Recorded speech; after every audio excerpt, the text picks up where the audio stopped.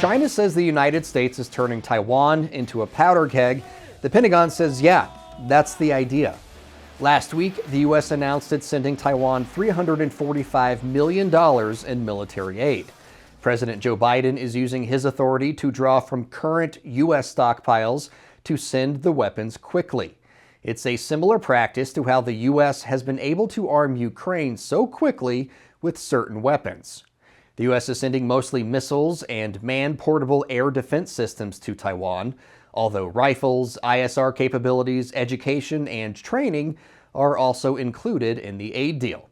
The American government's official One China policy does not recognize Taiwan as an independent nation, but U.S. law requires a credible defense on the island. The $345 million package is in addition to the $19 billion in major weapons systems like F-16s Taiwan has already bought from the U.S. Not all of those weapons have been delivered to Taiwan yet, but enough have to catch the ire of the People's Republic of China. China still views Taiwan as part of its sovereign territory and is committed to using force to reunify the island if necessary. A spokesperson for China's Taiwan Affairs Office said no matter how much money the Taiwanese separatist forces spend on weapons, it won't shake China's resolve to solve the Taiwan problem. The spokesperson said the actions of the separatists and the U.S. are turning Taiwan into a powder keg and ammunition depot, aggravating the threat of war in the Taiwan Strait. The thing is, if China sees Taiwan as a powder keg, then the U.S. strategy is working.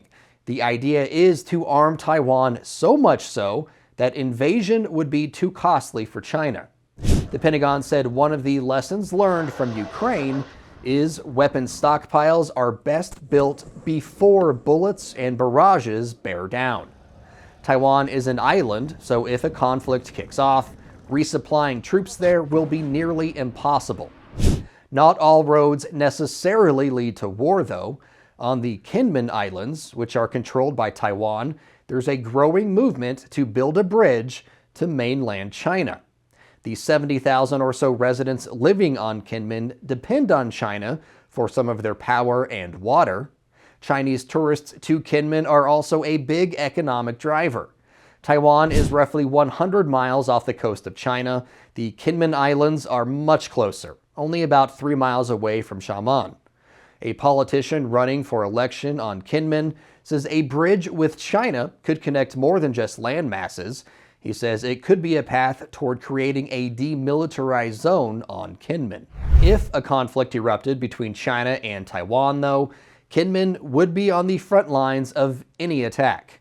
Taiwan's ruling party criticized the bridge proposal, calling it a Trojan horse that would endanger Taiwan's national security.